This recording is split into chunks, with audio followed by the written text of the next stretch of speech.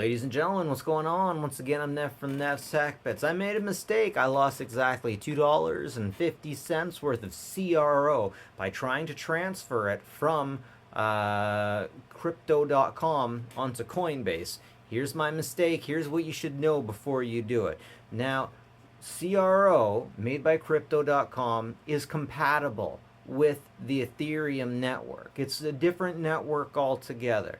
Now, when you transfer, you need to make sure that you transfer it as ETH20 and not CRO, because it's like a different universe. It's like you're trying to ship a package to a house in a different universe, but what I've done is I've sent it to the wrong house.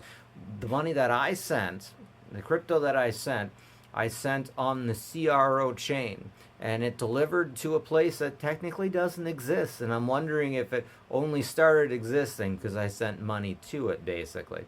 So what I did is I got the address from Coinbase.com. I didn't read the warning that you had to transfer it through the Ethereum network. And at the time, I didn't even know that ETH20 was the same thing as Ethereum network. I still wonder why they call it ETH20 and not ETH2. I'm not going to get into that. Not yet, anyways.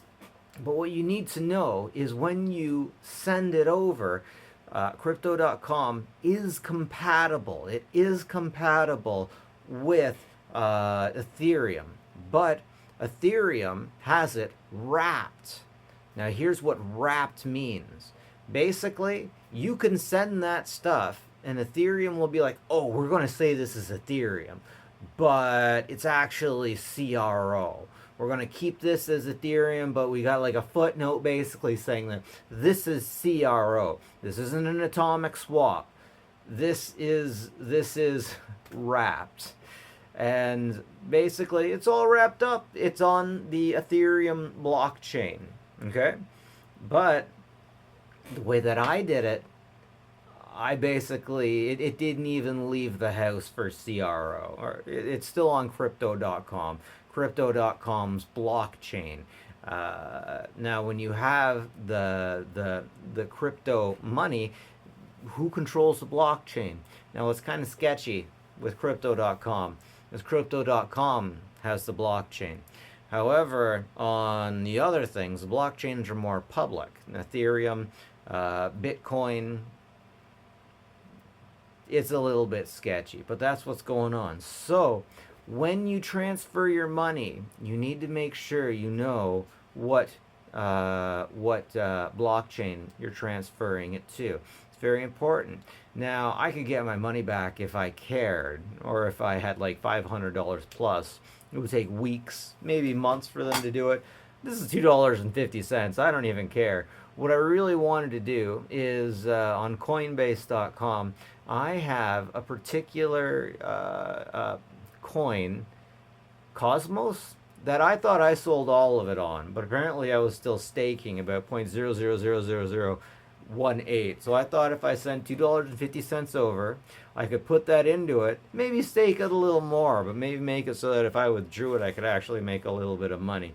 Just playing around, just having a good time.